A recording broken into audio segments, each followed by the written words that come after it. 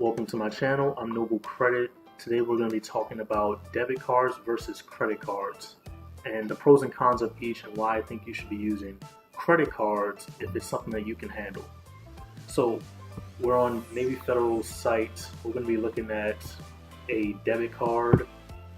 We're just going to take a quick overview of it just to make sure everyone is on board with what I'm talking about. So we got a few different checking accounts that Navy Federal has.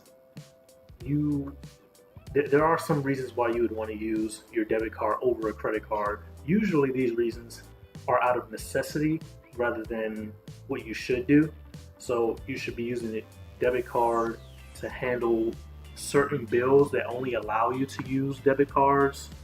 You should be retrieving cash from ATMs only with debit cards, not using a credit card because they will charge you outrageous cash advance fees.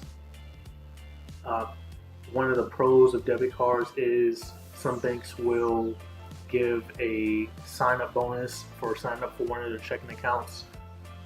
Overall, that's about it. That's about it when it comes to debit cards.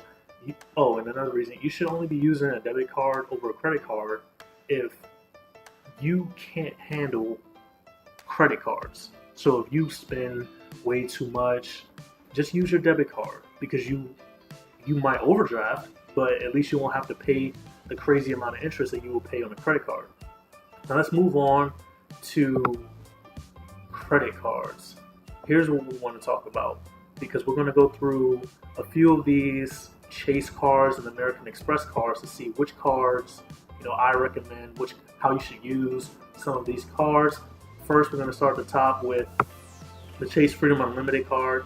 Pretty good card, 1.5% cashback card. Has a sign-up bonus. You should have this in your repertoire if you're active duty military. I'll point to the cards that you should definitely have. Freedom Unlimited is definitely one of them. Chase Freedom, you should have this in your repertoire.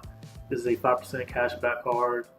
Use this when the quarter, the 5% back matches a quarter that you spend money on. So for next quarter, starting in January through March, the cashback, 5% cashback categories are going to be gas, drugstores, and something else. So use your 5% cashback Freedom card on gas, definitely.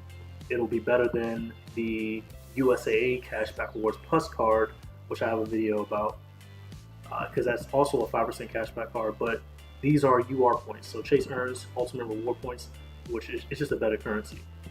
So if you're in a position where you can use a 5% cashback category on the Chase Freedom over a different card, go ahead and use the Chase Freedom, even if it's earning the same amount, because at the end of the day, the UR points are probably going to be worth more. We had a Chase Slate. I have this card. This is a balance transfer card. That balance transfer is kind of an introductory thing. Within the first 60 days, you don't have to pay a fee for your balance transfers. We have Chase Sapphire Preferred. Now, a lot of people see this card as one of the best cards. It is, but if you're active duty military, go ahead and skip that card. Get the Chase Sapphire Reserve. You get $300 every year in travel credit. They're just giving you money at that point. You get free authorized users. The Southwest cards on Chase's website, I don't pay too much attention to because I'm not in like a Southwest hub. I've never flown Southwest in my life. But if you do, the Premier card might be a good card for you. Or the Priority card might be actually. I've never really taken a look at the Southwest cards. Please comment if you use the Southwest cards and how they are for you. Skipping to United Explorer card, that's a pretty good card. But if you're active duty, I would skip that. Even though the sign-up bonus is pretty good, what's that, 65,000 sign-up bonus, that's pretty good. I would skip that and go straight to the United Mileage Plus Club card. British Airways, I've never flown that, have no experience in that area. Some of these other cards, I just have no experience with. Marriott. So SPG and Marriott are merged hotel conglomerates. So if you have the SPG luxury card, it's almost the same as having a Marriott card, but it's probably a little better because you get more benefits. The SPG Luxury card and the American Express card has a $450 annual fee, while this card, the Marriott card, is a $95 annual fee.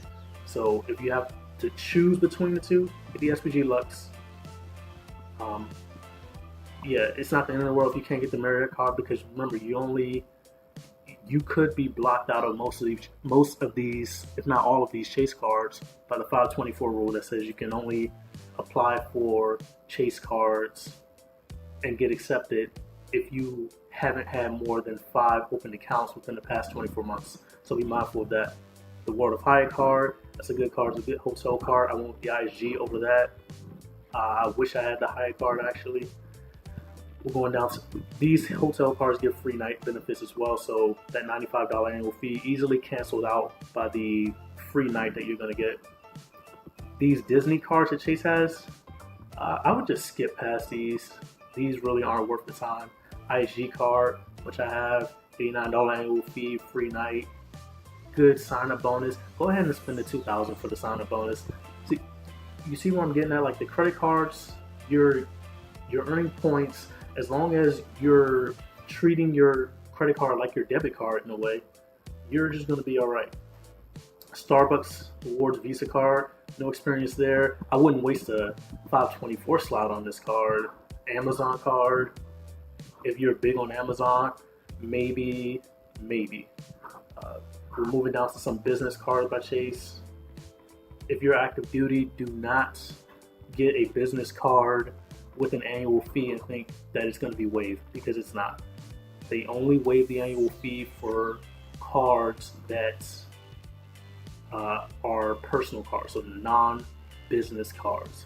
So if you really want to get one of these business cards that have no annual fee, go ahead. I think it's just much easier to get American Express business cards, but by all means, do you. And then some of these other business cards that they have, United, Marriott. So credit cards can also be used in an emergency. I recommend you try not to have too many emergencies, but obviously life happens. So if you get in a jam, use your credit card if you need to. Do a balance transfer, get that money over to a 0% over 15 months, 21 months card, and you should be all right. Now we're looking at the American Express cards. We got the Platinum card, Gold card, Rose Gold card.